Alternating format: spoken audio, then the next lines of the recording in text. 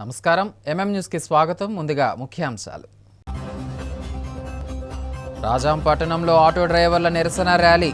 స్త్రీ శక్తి పథకం ద్వారా నష్టపోతున్న తమను ప్రభుత్వం ఆదుకోవాలని డిమాండ్.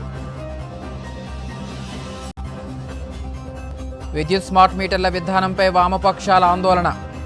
అమరవీరుల స్ఫూర్తితో ప్రజల మీద భారాలకు వ్యతిరేకంగా ఉద్యమిస్తామని హెచ్చరిక. గణేష్ ఉత్సవాలతో పాటు దుర్గా నవరాత్రులకు కూడా ఉచిత విద్యుత్ అందిస్తామన్న ఈ త్రినాథరావు. అన్ని జాగ్రత్తలతో నవరాత్రులు జరుపుకోవాలని సూచన.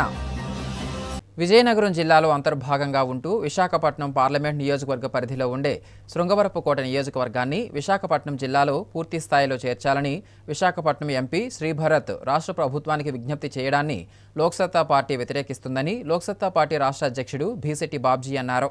గురువారం విజయనగరం జిల్లా కేంద్రంలోని పార్టీ జిల్లా కార్యాలయంలో మీడియా సమావేశం నిర్వహించారు. ఈ సందర్భంగా ఆయన మాట్లాడుతూ తమ రాజకీయ అవసరాల కోసం విజయనగరం జిల్లాలో కీలకమైన ఎస్కోట నియోజకవర్గాన్ని విశాఖపట్నం జిల్లాలో కలపడాన్ని మెజారిటీ ప్రజలు వ్యతిరేకిస్తున్నారని తెలిపారు. ప్రజాభిప్రాయం తెలుసుకోకుండా విశాఖ ఎంపీ శ్రీభరత్ రాష్ట్ర ప్రభుత్వానికి లేఖ రాయడం, ప్రభుత్వం తమకు అనుకూలంగా నిర్ణయం తీసుకుంటుందని చెప్పడం సరికాదన్నారు. ఎస్కోట, ఉత్తరాపల్లి నియోజకవర్గాల నుండి మహామహులు స్వర్గీయ ప్రకాశం పంతులు, వారాడ నారాయణమూర్తి, కోళ్ల అప్పలనాయుడు, కేవీఆర్ఎస్ పద్మనాభరాజు లాంటి యోధులు రాజకీయాల్లో ఉండేవారని, ఎస్కోట నియోజకవర్గ ప్రజల అవసరాలు తీర్చేందుకు జిల్లా కలెక్టర్ కార్యాలయం, ఆర్డీఓ కార్యాలయం విజయనగరంలో చాలా దగ్గరగా ఉందని, అటువంటి సౌకర్యాలు వదులుకొని ప్రజలు విశాఖపట్నం వెళ్లలేని పరిస్థితి తీసుకురావద్దని ప్రభుత్వాన్ని కోరారు.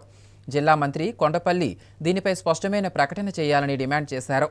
ఈ సమావేశంలో పార్టీ జిల్లా ప్రతినిధి అల్లంశెట్టి నాగభూషణం, నగర అధ్యక్షుడు తాట్రాజు రాజారావు, పౌరవేదిక ప్రతినిధులు తుమ్మగంటి రామ్మోహన్ రావు, ఇప్పలవలస గోపి తదితరులు పాల్గొన్నారు. ఉమ్మడి రాష్ట్రంలో కానీ లేకపోతే రాష్ట్ర విభజన జరిగినప్పుడు కానీ విజయనగరం జిల్లాకి ఒక ప్రత్యేకమైనటువంటి స్థానం ఉంది. 1979లో విజయనగరం జిల్లా ఏర్పడిందంటే నేటికి 46 సంవత్సరాలు. ఈ 46 సంవత్సరాల చరిత్రలో పాత నియోజకవర్గాన్ని తీసుకుంటే ఉత్తరాపల్లి, కొత్త నియోజకవర్గంగా ఎస్కోట ఉన్నది. మళ్ళా ఒకవైపు మరొకసారి తీసుకుంటే విజయనగరం జిల్లాలో కలిసి ఉన్నటువంటి ఎస్కోట పార్లమెంటుగా విశాఖపట్నం కలిసి ఉంది. ఈరోజు విశాఖపట్నం పార్లమెంటు సభ్యులు శ్రీభరత్ గారు ఎస్కోట నియోజకవర్గాన్ని విశాఖపట్నంలో కలిపేయాలని చెప్పి ఒక ప్రతిపాదనని రాష్ట్ర ప్రభుత్వానికి పంపించి ఆయన మళ్ళీ మీడియా ద్వారా మేము అనుకున్నటువంటి ప్రకటన అనుకూలంగా రాష్ట్ర ప్రభుత్వం వస్తుందని చెప్పడాన్ని లోక్సత్తా పార్టీ రాష్ట్ర అధ్యక్షుడిగా మేము ఖండిస్తున్నాం. ఎందుకంటే విజయనగరం జిల్లాలో అత్యంత కీలకమైనటువంటి నియోజకవర్గం ఎస్కోట పారిశ్రామికంగా అభివృద్ధి చెందింది. ఎస్కోటలో తాగునీటి సౌకర్యాలు కలిగించే రిజర్వాయర్ ఉంది. ఎస్కోటలో వ్యవసాయ రంగం ఉన్నటువంటి రైతులు ఎక్కువ మంది ఉన్నారు. ఈ నియోజకవర్గాన్ని విశాఖపట్నాన్ని ఎలా కలిపేస్తారు? ఎస్కోటలో ఒక రైతు సమస్య వస్తే వెంటనే విజయనగరం రావడానికి దగ్గరలో కలెక్టరేట్ ఉంది, ఆర్డీఓ ఆఫీస్ ఉంది. అలాగే ఇక్కడ ఏదైనా రైతు సమస్య ఉంటే ఇమీడియట్గా మాట్లాడడానికి చాలా దగ్గరలో రైతులకి అవకాశాలు ఉన్నాయి. అటువంటి పరిస్థితుల్లో మీరు విశాఖపట్నం ఎలా మారుస్తారు? ఎవరిని అడిగి మారుస్తారు? అంటే ఎవరికి అధికారం ఉంటే వాళ్ళు మార్చేస్తారా? నిజంగా మీకు ప్రజల పక్షాన లాభం కలగాలనుకుంటే, ప్రజల సౌకర్యాలు కల్పించాలనుకుంటే మీరు ఇంకా మౌలిక సదుపాయాలు పెంచండి. ఇప్పుడు ఎక్కడ విశాఖపట్నం, ఎక్కడ ఎస్కోట నుంచి రైతు సమస్య వస్తే విశాఖపట్నం ఆర్డీఓ ఆఫీస్కి వెళ్తారండి? మీకు విశాఖపట్నం పార్లమెంట్కి కావాలనుకుంటే Visakhapatnam east, west, north, south, Bheemunipatnam, S. Kota ఇవన్నీ గాజువాకతో కలిపే బదులు పెందుర్తిని కలుపుకోండి. ఎస్కోటని ఏమని విజయనగరం ఉంచేయండి. ఇక్కడ ఉన్నటువంటి ఇప్పుడు కొత్త పార్లమెంటు నియోజకవర్గంలో శ్రీకాకుళం నుంచి కలిపినటువంటి హెచ్చరికలు తీసుకొని వెళ్ళి అడ్డుపెట్టండి. అంతేగాని కీలకమైనటువంటి పారిశ్రామిక వాడని విజయనగరం ఇంకెక్కడుందండి? అటు శ్రీకాకుళంలో మనం బ్రిడ్జి దాటిపోయిన తర్వాత రణస్థలం శ్రీకాకుళం పరిధిలోకి ఉంది, రెవెన్యూ అట్టిపోతుంది. ఇక్కడ పరిశ్రమలు ఎక్కడున్నాయి? బొబ్బులు గ్రోత్ సెంటర్ పెట్టారంటే గ్రోత్ సెంటర్లో పరిశ్రమలు లేవు, విజయనగరంలో పరిశ్రమలు లేవు. మీకు ఈరోజు కొత్త వలస నియోజకవర్గం, ఎస్కోట నియోజకవర్గంలో ఎల్కోట, ఎస్కోట, వేపాడ, ఎస్కోటతో పాటుగా చుట్టుపక్కల పరిశ్రమలు, క్వారీలు, పరిశ్రమలు అన్నీ ఉంటే మీరు ఎట్లా కలిపేసుకుంటారు? ఎవరిని అడిగి కలిపేసుకుంటారు? కాబట్టి పెద్దలంతా ఆలోచించాలి. గౌరవ మంత్రి కొండపల్లి శ్రీనివాస్ దీనికి సమాధానం చెప్పాలి. ఇది నిజంగా మీరు అనుకుంటున్నారా? ప్రజాభిప్రాయం అడిగారా? ప్రజలు ఒప్పుకున్నారా? మీరు కనుక్కొని చెప్పాలి. ఇది తప్పు, ఈ నిర్ణయాన్ని వెనక్కి తీసుకోవాలని చెప్పి లోక్సత్తా పార్టీ రాష్ట్ర అధ్యక్షుడిగా నేను కోరుతున్నాను. విజయనగరం జిల్లా రాజం పట్టణంలో 4 మండలాల ఆటో డ్రైవర్లు తమకు న్యాయం చేయాలని కోరుతూ నిరసన ర్యాలీ చేపట్టారు. ఈ సందర్భంగా వారు మాట్లాడుతూ ప్రభుత్వం ఆగస్టు 15 నుండి అమలు చేస్తున్న స్త్రీశక్తి పథకం ఆటో డ్రైవర్ల పాలిట శాపంగా మారిందన్నారు. అయినప్పటికీ తామందరూ పథకాన్ని స్వాగతిస్తామని, కాకపోతే ఆటో డ్రైవర్లకు ప్రభుత్వం ఆర్థిక భరోసా కల్పించాలని డిమాండ్ చేశారు. తమకు నెలవారీ జీవన భృతిని కల్పించాలని, వాహనమిత్ర పథకం ద్వారా 25,000 రూపాయలు అందించాలని, జీవో నంబర్ 21, 31లను రద్దు చేసి మండల కేంద్రాల్లో డ్రైవర్లకు రెస్ట్ రూమ్లు, ఆటో స్టాండు ఏర్పాటు చేయాలని డిమాండ్ చేశారు. ఈ కార్యక్రమంలో నియోజకవర్గంలో ఉన్న ఆటో డ్రైవర్లు పెద్ద సంఖ్యలో పాల్గొని భారీ ర్యాలీ చేపట్టి అనంతరం ఎంఆర్ఓకి వినతిపత్రం అందించారు.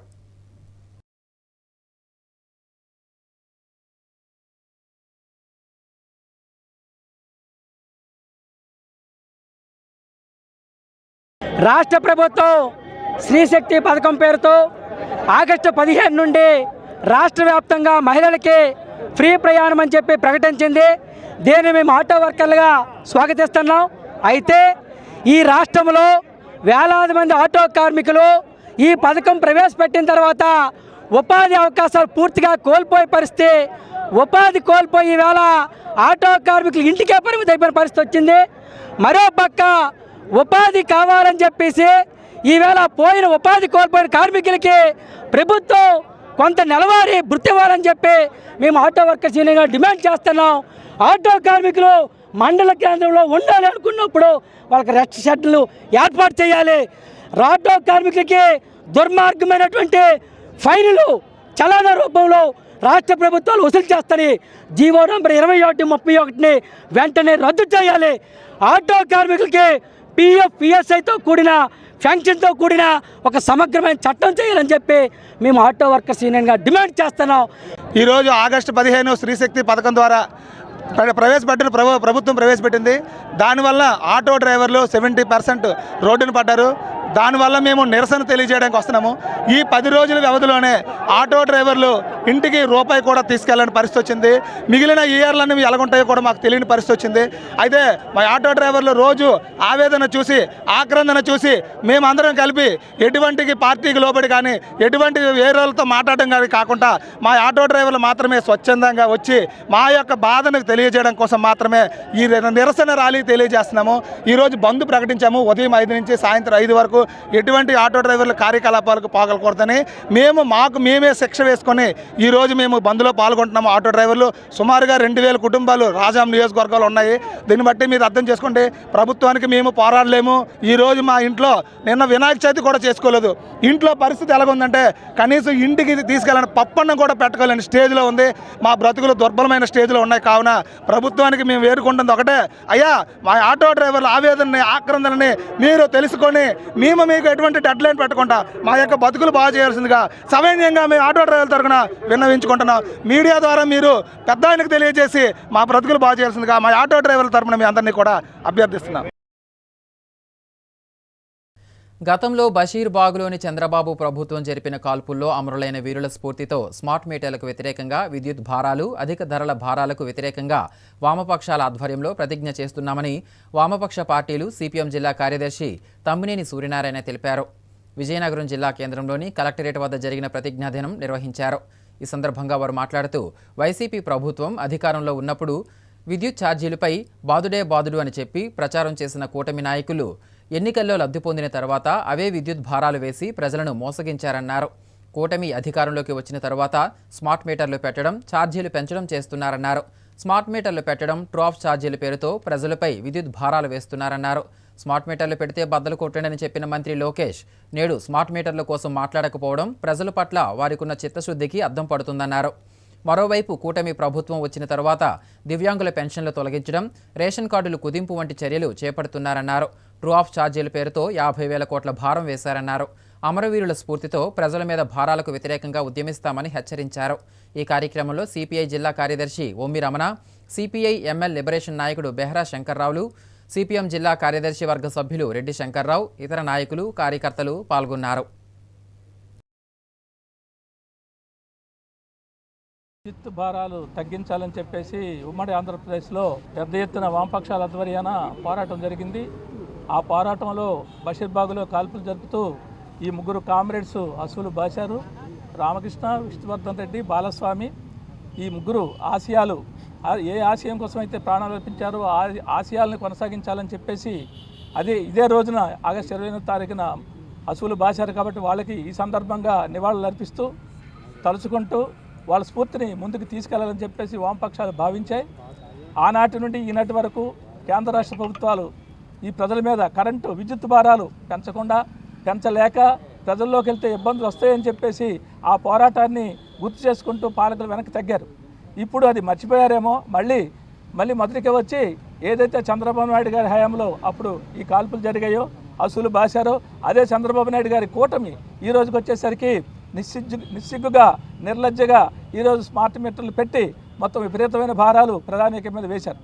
దీనికి వ్యతిరేకంగా ఈ రాష్ట్రంలో వామపక్షాలు అనేక రూపాల్లో ఆందోళన కార్యక్రమాలు జరుగుతున్న ఈ ప్రభుత్వం కించెత్తి కూడా వెనక్కి ఆలోచించడం లేదు. చంద్రబాబు నాయుడు గారు ఏదైతే మాట ఇచ్చారో ఆ మాట మీద నిలబడితే సరే, లేకపోతే వామపక్షాల ద్వారా పెద్ద ఎత్తున ఉద్యమిస్తాం, ప్రజల్లోకి వెళ్తాం, ఈ ప్రజల్లో మీ సంగతి తేలుస్తారు, ప్రజలే నిర్ణేతలు. కాబట్టి గతంలో అదే శాస్త్రి జరిగింది, ఇప్పుడు కూడా ఆ రకమైన శాస్త్రి జరుగుతుందని చెప్పేసి ఈ స్మార్ట్ మీటర్ భారం వెనక్కి తీసుకోవాలని చెప్పేసి ఈ సందర్భంగా హెచ్చరిస్తున్నాం. రామకృష్ణ, విష్ణువర్ధరెడ్డి, బాలస్వామి తాలూకా శాఖలు ఏవైతే ఉన్నాయో ఆ శాఖని వృధా పోనివ్వకుండా ఇదే రోజు దాదాపు 25 సంవత్సరాల కిందట ఏదైతే విద్యుత్ ఆందోళనలో అసూలు బాపారో వాళ్ళకి నివాళులు అర్పిస్తూ వాళ్ళు తాలూకా ఆత్మ బలిదానం ఏదైతే ఉందో ఆత్మ బలిదానం సాక్షిగా ఈరోజు కూటమి ప్రభుత్వం ఏదైతే విద్యుత్ ఛార్జీలు పెంచుతుందో పెంచిన ఛార్జీలు తగ్గించుకోవాలి, ఆదానితో జరిగినటువంటి ఒప్పందం ఏదైతే ఉందో రద్దు చేయాలి, స్మార్ట్ మీటర్లు రద్దు చేయాలి.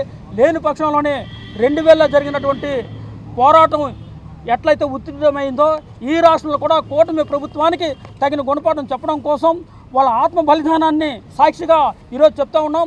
రాష్ట్ర వ్యాప్తంగా కూటమి ప్రభుత్వం ఇచ్చినటువంటి హామీలు అమలు చేయకపోతే లోకేష్ బాబు గారు మేము అధికారంలోకి వస్తే కరెంటు ఛార్జీలు పెంచమని చెప్పడం కాకుండా ఆ రోజు స్మార్ట్ మీటర్లు బద్దలు కొట్టమని చెప్పాడు. మరి ఈరోజు ఎక్కడ సంకనాగుతున్నాడని అడుగుతూ ఉన్నాం. ఇప్పుడైనా ప్రజల తాలూకా కష్టాలు నష్టాలు పెంచిన విద్యుత్ ఛార్జీలు ఏవైతే ఉన్నాయో తగ్గించకపోతే ప్రజల పక్షాన పోరాడుతాం. ముఖ్యంగా ఏంటంటే కేంద్ర ప్రభుత్వం భారతదేశంలో విద్యుత్ రంగాన్ని యావత్తును కూడా ప్రైవేటీకరణ చేయడం కోసం వాళ్ళు అక్కడ చట్ట సవరణ చేయడానికి బిల్లుని ప్రవేశపెట్టారు. ఢిల్లీ బేస్డ్గా జరిగినటువంటి రైతాంగ పోరాటం ఆ బిల్లుని పార్లమెంట్లో ప్రవేశపెట్టనివ్వకుండా అడ్డుకుంది ఆ పోరాటం. దాంతో వాళ్ళు పార్లమెంట్ స్టాండింగ్ కమిటీకి ఇచ్చి ఆ బిల్లు పెండింగ్లో ఉంది. ఈలోగా దొడ్డిదారిలో గత ప్రభుత్వం టైంలోన అప్పు పరిమితికి మీకు ఒక రాష్ట్రానికి ఉండే అప్పు ఏదైతే ఉందో పరిమితి, ఆ పరిమితికి మించి ఈ విద్యుత్ సంస్కరణలు ఆంధ్రప్రదేశ్లో అమలు చేస్తే మీకు అప్పు ఎక్కువగా ఇస్తామని చెప్పేసి కేంద్ర ప్రభుత్వం చెప్పడంతో గత ప్రభుత్వం జగన్మోహన్ రెడ్డి గారి ప్రభుత్వం ఈ విద్యుత్ సంస్కరణలన్నీ కూడా మళ్ళీ ఆంధ్రప్రదేశ్లో ప్రవేశపెట్టడం జరిగింది. భారతదేశంలో యావత్ విద్యుత్ రంగం ప్రైవేటీకరణ చేసిన దాంట్లో భాగంగా ఇదంతా జరుగుతుంది. ఇక్కడ జగన్మోహన్ రెడ్డి ప్రభుత్వం ఉన్నా టీడీపీ ప్రభుత్వం ఉన్నా వీళ్ళందరూ కూడా కేంద్రంలో ఉన్న మోడీ యొక్క ప్రపంచ బ్యాంకు షరతుల ప్రకారంగా దేశంలో అన్ని వనరులని అన్ని రంగాలని ప్రైవేటీకరణ చేసిన దాంట్లో భాగంగానే ఈరోజు విద్యుత్ రంగం ప్రైవేటీకరణ చేస్తుంది. ఈ అమరవీరుల పోరాట స్ఫూర్తితో దీన్ని తిప్పికొట్టడం జరుగుతుంది. అమరవీరుల తాలూకా స్ఫూర్తితోటి ఈ పోరాటాన్ని వామపక్షాలు ముందుకు తీసుకెళ్తాయని చెప్పేసి ఈ సందర్భంగా మేము కోరుతున్నాం. పార్వతీపురం మన్యం జిల్లా ఏరియా ఆసుపత్రిలో తంపటాపల్లి గ్రామానికి చెందిన గర్భిణి బొమ్మాలి పద్మ మృతిపై గురువారం డీసీహెచ్ఎస్ పిల్లి నాగభూషణరావు దర్యాప్తు చేపట్టారు. ఈ మేరకు ఆసుపత్రి సిబ్బందితో మాట్లాడి విచారణ జరిపారు. ఈ సందర్భంగా ఆయన మాట్లాడుతూ బుధవారం పండుగ రోజు కావడంతో 4 వైద్యులు మాత్రమే డ్యూటీలో ఉన్నారన్నారు. 15 మంది వైద్యులు ఉండగా 4 మాత్రమే డ్యూటీలో ఉండటంపై దృష్టి సారించామన్నారు. ఎటువంటి పరిస్థితుల్లో అయినా రోగులకు సేవలు అందించాల్సిన బాధ్యత వైద్యులపై ఉందని చెప్పారు. సమగ్ర దర్యాప్తు జరిపి డాక్టర్లకు మెమోలు ఇస్తామని వెల్లడించారు. ప్రభుత్వ ఆసుపత్రికి వచ్చిన ప్రతి రోగికి చికిత్స చేయాల్సిన బాధ్యత వైద్యులదేనని స్పష్టం చేశారు.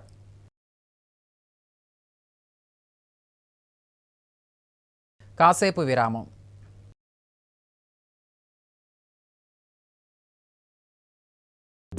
అందమంటేనే ఆడవాళ్లు, మరి మన ఆడవాళ్లకి మరింత అందం చేకూర్చేది బంగారం. బంగారం కొనడం సులభమే, కానీ నాణ్యమైన బంగారం కొనడం అంత ఈజీ కాదు. సంప్రదాయమైన కలెక్షన్స్, నాణ్యమైన ఆభరణాలు, సామాన్యుడికి కూడా అందుబాటైన ధరలు, నమ్మకమైన పేరు, అది మన ధనలక్ష్మి జ్యువెలర్స్. మా బామ్మ ఎప్పుడు చెప్పేది, ఒక్క ఒక్కసారి ధనలక్ష్మి జ్యువెలర్స్ లో బంగారం కొంటే మళ్ళీ మళ్ళీ కొంటూ ఉంటామని. ధనలక్ష్మి జ్యువెలర్స్, డాబా తోట, ఎంజీ రోడ్, విజయనగరం.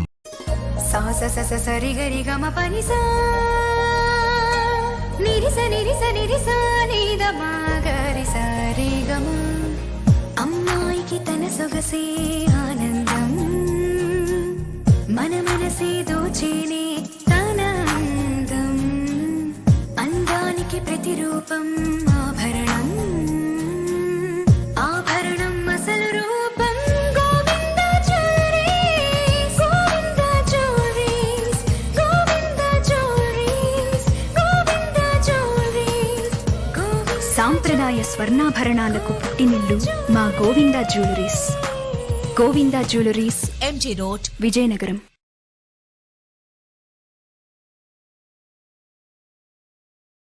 ఎన్టీఆర్ వైద్య సేవ క్రింద వైద్యం పొందుతున్న రోగులకు ఇబ్బంది కలిగించే పరిస్థితి వస్తే సంబంధిత ఆసుపత్రిపై చర్యలు తప్పవని జిల్లా కలెక్టర్ డాక్టర్ బిఆర్ అంబేద్కర్ తెలిపారు. రోగి అడ్మిషన్ కాలంలో చెల్లించిన మొత్తాన్ని ఆసుపత్రి నుండి డిశ్చార్జ్ అయ్యే రోజునే తిరిగి చెల్లించాలని సూచించారు. అదనంగా వసూలు చేసినట్లు రుజువైతే ఆసుపత్రుల గుర్తింపును రద్దు చేయడం జరుగుతుందని హెచ్చరించారు. గురువారం విజయనగరం జిల్లా కలెక్టరేట్ ఆడిటోరియంలో నెట్వర్క్ ఆసుపత్రుల యాజమాన్యాలతో ఎన్టీఆర్ వైద్య సేవలపై సమీక్షించారు. ఈ సందర్భంగా ఆయన మాట్లాడుతూ సాంకేతికపరమైన సమస్యలు ఉంటే ఆసుపత్రుల వారే బాధ్యత తీసుకోవాలని, రోగులపై నెట్టకూడదన్నారు. రోగుల నుంచి ఫిర్యాదు అందిన వాటిలో అత్యధికంగా తిరుమల మెడికోవర్పై 28, మిమ్స్పై 12, సాయి సూపర్ స్పెషాలిటీ ఆసుపత్రిపై 9 ఫిర్యాదులు అందాయని, ఈ ఆసుపత్రులను విచారణ చేసి నివేదికను అందించాలని డిఎంహెచ్ఓకు ఆదేశించారు. ఈ సమావేశంలో డిఎంహెచ్ఓ డాక్టర్ జీవన్ రాణి, డీసీహెచ్ఎస్ డాక్టర్ పద్మశ్రీ రాణి, ఎన్టీఆర్ వైద్య సేవ జిల్లా సమన్వయకర్త డాక్టర్ సాయిరాం తదితరులు పాల్గొన్నారు.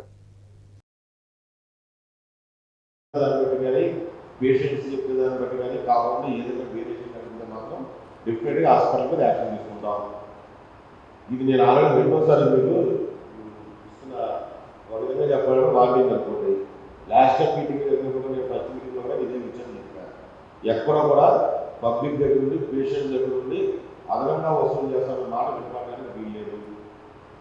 అలాగే ముందు మీరు పేమెంట్ చేసుకున్న తర్వాత కూడా తర్వాత డిశ్చార్జ్ అయినప్పుడు మనకి రీపేమెంట్ మళ్ళీ వెనక్కి ఇచ్చేసి పంపించేవలసిన బాధ్యత మీ మీద ఉంది. చాలా హాస్పిటల్స్లో ఆ విధంగా జరగట్లేదు అనేది మాకున్న ఇన్ఫర్మేషన్, సమాచారంలో ప్రతి గ్రీవెన్స్ కూడా దాదాపు 80 మంది పిల్లలు గ్రీవెన్స్ చేసి లాస్ట్ 4 మంత్స్గా ఈ డూరేషన్లో 80 మంది ఈ విధంగా కంప్లైంట్ చేశారు. సో దయచేసి ఒకసారి మీ దగ్గర ఉన్న టెక్నికల్ ఇష్యూస్ ఏమున్నాయో అవి ఏమైనా ఉంటే మీరైతే ఈ కోఆర్డినేట్ ఆర్ఎంసీ ద్వారా కానివ్వండి, ఇంకా డిఎంహెచ్ఓ, డీసీహెచ్ఎస్ ద్వారా కానివ్వండి, మీరు ఏమంటే రెక్టిఫై చేసుకోండి ముందే. అంతేగాని పేషెంట్స్ ఇబ్బంది పెడతారని మాత్రం ఎట్టి పరిస్థితుల్లో ఉపేక్షించే ప్రసక్తి అయితే లేదు. దయచేసి అర్థం చేసుకోండి. వాళ్ళ హాస్పిటల్ మీరు రన్ చేయడం అనేది మీకు ఎంత కష్టమైన పనో పేషెంట్ని ఆ విధంగా చూసుకున్న వాళ్ళని కావాల్సిన బాధ్యత కూడా డిస్ట్రిక్ట్ అడ్మినిస్ట్రేషన్ ఉంది. సో దయచేసి నెక్స్ట్ మీటింగ్ టైంలో మాత్రం ఇటువంటి కంప్లైంట్స్ అనేది లేకుండా ప్రతి ఇన్స్టిట్యూట్ చూసుకోవాల్సిన బాధ్యత మీ మీద ఉంది. ముఖ్యంగా రిపీటెడ్ ఇన్స్టిట్యూట్స్ ఏదైతే ఉన్నాయో ఇప్పుడు మీరు చదివిన మూడు కూడా లాస్ట్ మీటింగ్లో కూడా వచ్చినాయి. లాస్ట్ మీటింగ్ సేమ్ కూడా వచ్చినాయి. అంతకుముందు లాస్ట్ మీటింగ్ చేసిగా చేశారు.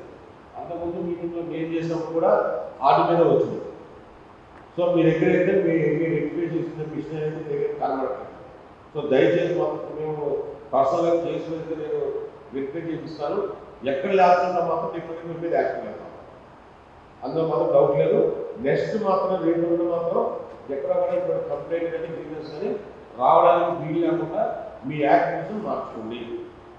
మీకు ఏం డౌట్ వచ్చినా, ఏదైనా ప్రాబ్లం వచ్చినా, అది టెక్నికల్ అవ్వనివ్వండి, ఫైనాన్షియల్ అవ్వండి, ఇంకేదో అవ్వనివ్వండి, మీ ఆ జిల్లాలో మెడికల్ సంబంధించిన వాళ్ళు వాళ్ళతో కోఆర్డినేట్ చేసుకుని ఎక్కడ కూడా మీరు పేషెంట్కి ఇండిపెండెంట్ కాకుండా చూడడం బాధ్యత మీ మీద. పార్వతీపురం మన్యం జిల్లా గుమ్మలక్ష్మీపురంలోని మద్యం షాప్లో అధిక ధరలకు మద్యం అమ్ముతున్నారన్న ఓ వీడియో వాట్సాప్ గ్రూప్లో హల్చల్ అవ్వడంతో కురుపాం ఎక్సైజ్ సిఐ శ్రీనివాసరావు మద్యం షాపును తనిఖీ చేసి అక్కడ సిబ్బందిని విచారించారు. ఈ సందర్భంగా సిఐ శ్రీనివాసరావు మాట్లాడుతూ కాంప్లెక్స్ పక్కన ఉన్న మద్యం షాపులో ఎంఆర్పీ ధర కంటే అధిక ధరలకు మద్యం అమ్ముతున్నారన్న అభియోగాలు రావడంతో మద్యం షాపును తనిఖీ చేశారన్నారు. షాప్కు వచ్చిన వారిని కొంతమందిని వివరాలు అడగగా అధిక ధరలకు అమ్ముతున్నట్లు తమ దృష్టికి రాలేదని తెలిపారు. అధిక ధరలకు మద్యం అమ్మితే షాప్ లైసెన్స్ రద్దు చేసి 5 లక్షలు జరిమానా విధించి మద్యం షాపులను సీజ్ చేస్తామన్నారు. ఎప్పటికప్పుడు ప్రతి మద్యం షాపులో డెకాయ్ ఆపరేషన్ నిర్వహించడం జరుగుతుందని వెల్లడించారు.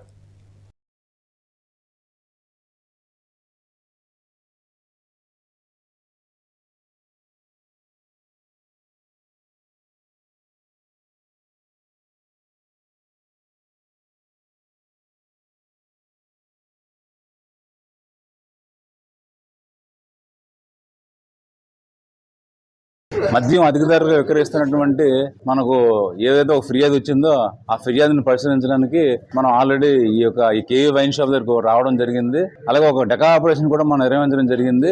ఒక ఇండిపెండెంట్ మధ్యవర్తి సమక్షంలోనే అతనితో మనం ఏదైతే మన కంప్లైంట్ వచ్చిందో ఆ బీర్లు కానీ అలాగే ఈ యొక్క వైన్ షాప్ సంబంధించి వైన్ కానీ అన్ని కూడా కొనిపించడం జరిగింది. మనం ఎప్పుడైతే ఈ డెకా ఆపరేషన్ సీరియడ్ జరిగిందో అందులో అతనికి మనం ఒక 500 రూపాయల నోటు ఇచ్చి పంపించడం జరిగింది. 500 రూపాయల నోటు సంబంధించి ఏవైతే వీళ్ళు బీర్లు కూడా అమ్మారో అవన్నీ కూడా ఎంఆర్పీ ధరలకే విక్రయించడం జరిగింది. అయితే నిన్న కూడా ఈ కంప్లైంట్ మీద వచ్చి మేము స్టింగ్ ఆపరేషన్ అనేది కండక్ట్ చేసాము. అందులో కూడా ఎక్కడ ఎంఆర్పీ వైలేషన్ మనకు ఉన్నట్టే కనబడలేదు.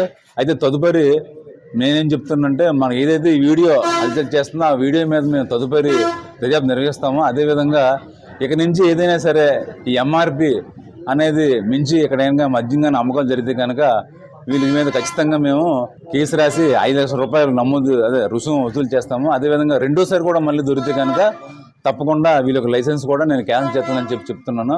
అదేవిధంగా తదుపరి మన సర్కిల్లో ఉన్నటువంటి అన్ని షాపుల్లో కూడాను ఎవరైతే మనకి ఈ మద్యం సేవించినటువంటి వారు ఉన్నారో వాళ్ళందరికీ కూడా పర్మిట్ రూములు ఏర్పాటు చేసుకొని ఏదైతే లైసెన్స్డ్ ప్రీమిసెస్ ఉన్నదో అందులో ఈ పర్మిట్ రూముల్లోనే మనం మద్యం సేవించడానికి అనుగుణంగా వీళ్ళందరికీ కూడా లైసెన్సులు కేటాయించడం జరిగింది.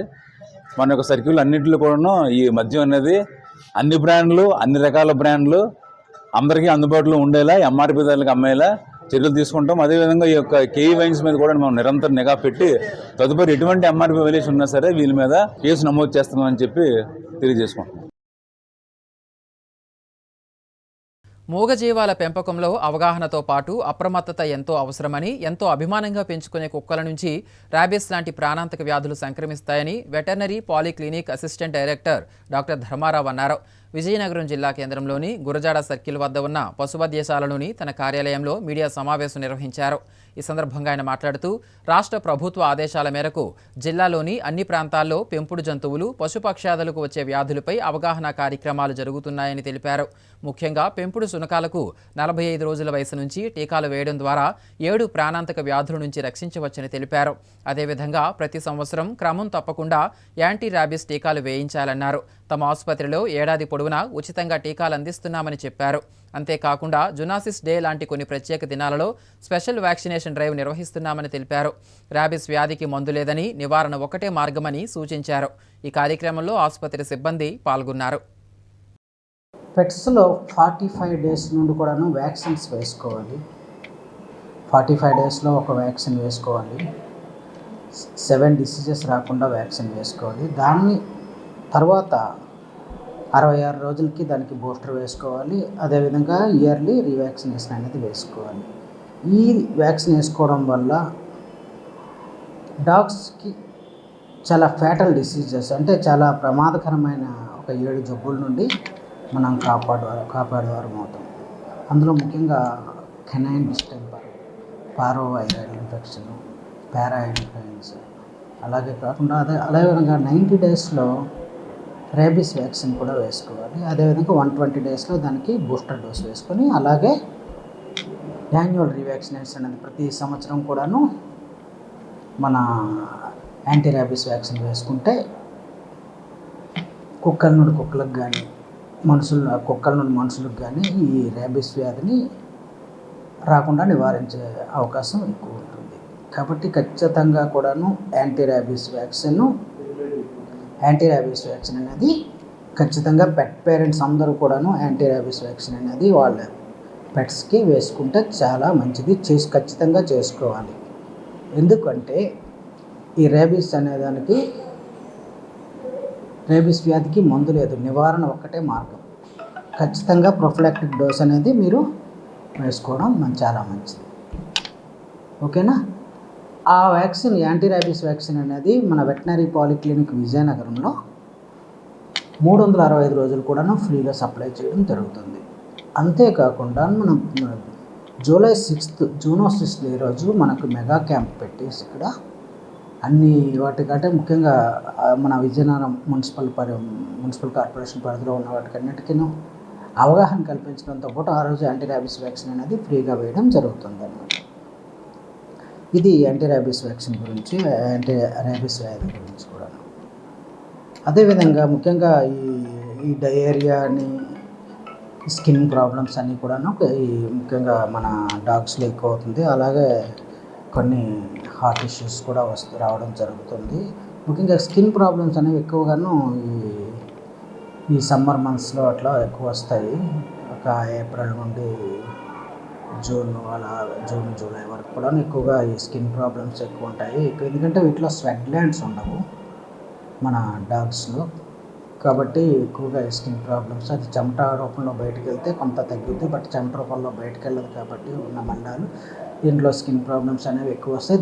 అదే టైంలోని హీట్ ఇంటాలరెన్స్ కూడా ఉంటుంది కాబట్టి ఫుడ్ కూడా సరిగ్గా తీసుకోకపోవడం వల్ల, న్యూట్రిషనల్ డెఫిషియన్సీ వల్ల కూడా ఈ స్కిన్ ప్రాబ్లమ్స్ వస్తాయి.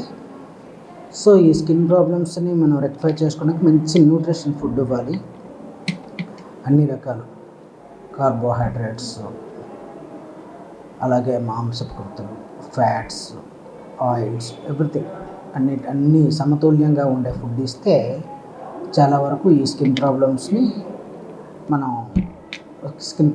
నుండి దూరంగా మన పెట్స్ని పెట్టవచ్చు. అదేవిధంగా కొన్ని ఫుడ్స్ పడినవి కూడా ఉంటాయి. ఆ ఫుడ్స్ని పడిన వాటికి కూడా కొంచెం దూరంగా ఉండాలి. ఎక్కువ రకాల ఫుడ్స్ పెట్టకూడదు. దీనికి మళ్ళీ మసాలా ఫుడ్స్ మాత్రం మన డాగ్స్కి ఎక్కువ పెట్టకూడదు. ఏదైనా చికెన్ కానీ ఏదైనా కూడా ఉడికించి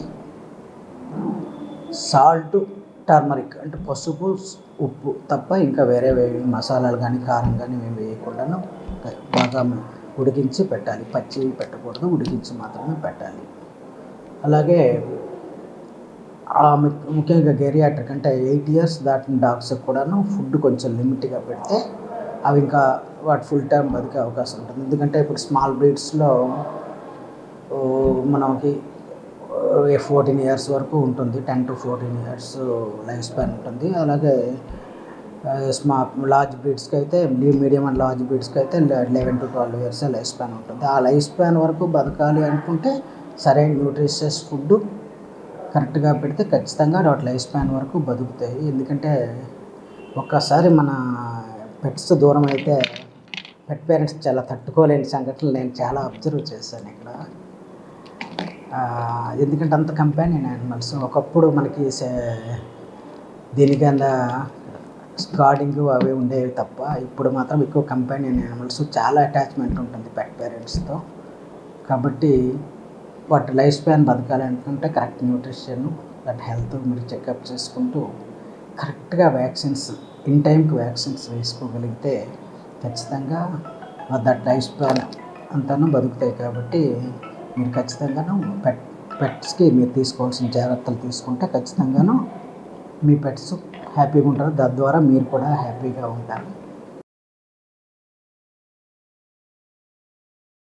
గణేష్ భక్తుల సౌలభ్యం దృష్ట్యా వినాయక మండపాలకు ఉచిత విద్యుత్ అందించాలన్న రాష్ట్ర ప్రభుత్వ ఆదేశాల మేరకు జిల్లాలోని గణేష్ మండపాలకు ఉచిత విద్యుత్తుని అందిస్తున్నామని AP EPDCL executive engineer P Trinatha Rao తెలిపారు. విజయనగరం జిల్లా కేంద్రంలోని దాసన్నపేట వద్ద ఉన్న విద్యుత్ భవన్లో తన కార్యాలయంలోని మీడియా సమావేశం నిర్వహించారు. ఈ సందర్భంగా ఆయన మాట్లాడుతూ జిల్లాలో ఇప్పటి వరకు 30 అప్లికేషన్లు వచ్చాయని వాటిని పరిశీలించి ఉచిత విద్యుత్ సరఫరా చేస్తున్నామని చెప్పారు. గ్రామాలలో 3 కిలోవాట్లు, పట్టణాల్లో 5 కిలోవాట్ల వరకు ఉచిత సరఫరా చేస్తామని తెలిపారు. ఈ అవకాశం అక్టోబర్ 2 వరకు ఉంటుందన్నారు. అదేవిధంగా విజయదశమి ఉత్సవాల సందర్భంగా ఏర్పాటు చేసే దుర్గాదేవి మండపాలకు కూడా ఉచిత విద్యుత్ ఇవ్వాలని ఏపీ ప్రభుత్వం నిర్ణయం తీసుకుందని తెలిపారు. వినాయకుని నవరాత్రులు చేసేవారు తప్పకుండా పోలీసుల అనుమతి పొందాలని, విద్యుత్ కనెక్షన్కు సంబంధించి నాణ్యమైన వస్తువులనే వాడాలని సూచించారు. మనకు ఆంధ్రప్రదేశ్ ప్రభుత్వం మరియు గౌరవనీయులైన మన ముఖ్యమంత్రి గారు శ్రీ నారా చంద్రబాబు నాయుడు గారి ఆదేశాల మేరకు గౌరవనీయులైన సీఎండీ గారు ఏపీఈపీడీసీఎల్ సీఎండీ గారు పృథ్వీ తేజ గారు డైరెక్షన్ మేర మనం వినాయక చవితి సందర్భంగా విగ్రహాలకు పండాల్స్కు ఉచిత విద్యుత్తు ఇవ్వాలని నిర్ణయించారు. దానిలో భాగంగా మనకి పట్టణాల్లో కానీ టౌన్లో కానీ ఎవరైనా ఉచిత విద్యుత్తును మనం 11 రోజుల వరకు వాడుకోవచ్చు. మరి 27వ తారీఖు నుంచి 6వ తారీఖు వరకు మనకి ఈ అవకాశం ఉంది. అయితే మనకి రూరల్ అయితే అంటే పల్లె ప్రాంతాల్లో అయితే మనకి 3 కిలోవాట్ల వరకు లైటింగ్ లోడ్ కనెక్ట్ చేసుకోవచ్చు. మరి పట్టణాల్లో అయితే 5 కిలోవాట్ల వరకు ఈ అవకాశం ఉంది. మీరు నిర్దేశిత ప్రొఫార్మాలో దరఖాస్తు కానీ నింపి మా అసిస్టెంట్ ఇంజనీర్ వారికి సమర్పించినట్లయినా వారు వెంటనే తనిఖీ చేసి మీటర్ బిగించి మీకు సప్లై అవ్వడానికి సిద్ధంగా ఉన్నారు. అదే మాదిరిగా మనకి గణపతి ఉత్సవాలతో పాటు దసరా ఉత్సవాల్లో దేవీ నవరాత్రులు కూడా ఇదే ఫెసిలిటీని మనకి ప్రభుత్వం వారు మనకు కల్పించారు. అది మనకి సెప్టెంబర్ 24 నుంచి అక్టోబర్ 2 వరకు అంటే 9 రోజుల వరకు ఆ ఫెసిలిటీస్ని కూడా ఇదే పద్ధతిన అంటే రూరల్ అయితే 3 కిలోవాట్ల లైటింగ్ లోడ్ వేసుకోవచ్చు. పట్టణాల్లో అయితే 5 కిలోవాట్ల వరకు లైటింగ్ లోడ్ మనం కనెక్ట్ చేసుకొని మనం ఈ సౌలభ్యాన్ని ఉపయోగించుకోవచ్చు. అయితే ఇక్కడ ముఖ్య గమనిక ఏంటంటే మనం చేయవలసిన కార్యక్రమం సర్వీస్ వైర్ నాణ్యమైనది వాడాలి, మీటర్ బోర్డు ఖచ్చితమైనది మనం సేకరించుకొని డిపార్ట్మెంట్ వారికి తెలియజేయవలసి ఉంటుంది. మరి అదే మాదిరిగా సీరియల్ సెట్స్ కానీ అక్కడ ఇంకేమైనా పండాల్స్ దగ్గర ఉన్న లైటింగ్ కానీ అవన్నీ సరైన ఇన్సులేషన్ను స్టాండర్డ్ వైర్లు వాడి మనం జాగ్రత్తలు తీసుకోవాలి. ముందుగా పోలీసు వారి దగ్గర దీని అనుమతి కూడా పొందవలసిన అవసరం ఉంటుంది. ఏ ప్రమాదం సంభవించినా ఈ కార్యక్రమానికి ఈ వినాయక చతుర్థి మండపాలకు సంబంధించిన ఎవరైతే ఉంటారో వారి అసోసియేషన్ కావచ్చు లేదా ఆర్గనైజర్ కావచ్చు వారే దీనికి బాధ్యత వహించవలసి ఉంటుంది. కాబట్టి తగిన జాగ్రత్తలు తీసుకొని ఈ కార్యక్రమాన్ని జయప్రదం చేసుకోవాల్సిందిగా కోరడమైంది. నిత్యావసర సరుకుల పంపిణీలో అక్రమాలకు చెక్ పెట్టేందుకు ప్రభుత్వం స్మార్ట్ కార్డులను ప్రవేశపెట్టిందని జిల్లా పౌర సరఫరాల అధికారి జి మురళీనాథ్ అన్నారు. గురువారం విజయనగరం జిల్లా కేంద్రంలోని తన కార్యాలయంలో మీడియా సమావేశం నిర్వహించారు. ఈ సందర్భంగా ఆయన మాట్లాడుతూ విజయనగరం జిల్లాలో 5,73,137 కార్డులు పంపిణీ చేస్తున్నామని తెలిపారు. క్యూఆర్ ఆధారిత స్మార్ట్ రేషన్ కార్డు వలన పౌర సరఫరాల వ్యవస్థలో పారదర్శకత తీసుకురానున్నామని చెప్పారు. సచివాలయ సిబ్బంది రేషన్ డీలర్ల ద్వారా సెప్టెంబర్ 20 వరకు స్మార్ట్ కార్డులు పంపిణీ చేస్తున్నామని తెలిపారు. కార్డు హోల్డర్ కుటుంబ సభ్యుల్లో ఎవరైనా సరే బయోమెట్రిక్ వేసి కార్డు తీసుకోవాలన్నారు. నేను విజయనగరం డిఎస్ఓ కింద 1/8/25 నుంచి ఇక్కడ డిఎస్ఓ కింద ఛార్జ్ తీసుకున్నాను. సార్ ఇప్పుడు మన జిల్లాలో స్మార్ట్ రేషన్ కార్డ్స్ 5,73,137 కార్డ్స్ జిల్లా వ్యాప్తంగా పంపిణీ చేస్తారు. ఇవి ప్రతి ఒక్కరికి ప్రతి కార్డుదారుడికి ఈ కార్డులు పంపిణీ జరుగుతుంది. ఈ కార్డులు స్మార్ట్ కార్డుల్లో షాప్ వివరాలు, కార్డుదారుని వివరాలు, అన్ని వివరాలు కార్డులో మనకి క్యూఆర్ కోడ్ ఉంటుంది. ఆ క్యూఆర్ కోడ్ని స్కాన్ చేస్తే అన్ని వివరాలు మనం తీసుకోవచ్చు. ఈ కార్డ్స్ 26 నుంచి 31 వరకు సచివాలయ స్టాఫ్ ద్వారా, 1 నుంచి 15 వరకు డీలర్ల ద్వారా, మళ్ళీ కార్డులు మిగిలితే అవి 16 నుంచి 20 వరకు మళ్ళీ సచివాలయ స్టాఫ్ ద్వారా పంపిణీ చేసి ప్రతి ఒక్కరికి ఈ కార్డులు అందేలాగా చర్యలు తీసుకుంటాం. అందరికీ ప్రతి ఒక్కరికి ఈ కార్డులు అందజేయటం జరుగుతుంది. ముఖ్యాంశాలు మరోసారి. రాజాంపట్నంలో ఆటో డ్రైవర్ల నిరసన ర్యాలీ. స్త్రీ శక్తి పథకం ద్వారా నష్టపోతున్న తమను ప్రభుత్వం ఆదుకోవాలని డిమాండ్. విద్యుత్ స్మార్ట్ మీటర్ల విధానంపై వామపక్షాల ఆందోళన. అమరవీరుల స్ఫూర్తితో ప్రజల మీద భారాలకు వ్యతిరేకంగా ఉద్యమిస్తామని హెచ్చరిక. గణేష్ ఉత్సవాలతో పాటు దుర్గా నవరాత్రులకు కూడా ఉచిత విద్యుత్ అందిస్తామన్న ఈ త్రినాథరావు. అన్ని జాగ్రత్తలతో నవరాత్రులు జరుపుకోవాలని సూచన. వార్తలు సమాప్తం. చూస్తూనే ఉండండి MM న్యూస్.